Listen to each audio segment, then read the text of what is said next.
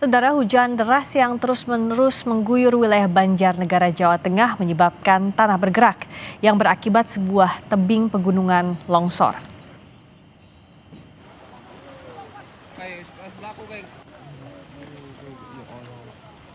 Yang Anda saksikan ini adalah detik-detik tanah longsor yang terjadi di Dusun Sigadung, Desa Kalitlaga, Kecamatan Pagentan, Banjarnegara, Jawa Tengah. Tebing setinggi puluhan meter ini secara perlahan runtuh dengan menyeret material tanah dan bebatuan serta pepohonan.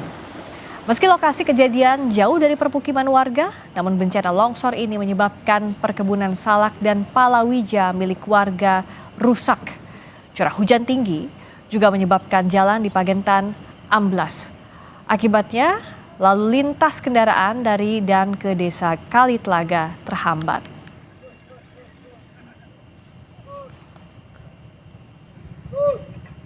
Telah terjadi pergerakan tanah atau longsor di Doko Sigadung, Desa Kalitlaga. Perlu saya sampaikan bahwa untuk saat ini memang pergerakannya cukup signifikan dan lebih parah daripada 2 tahun yang lalu.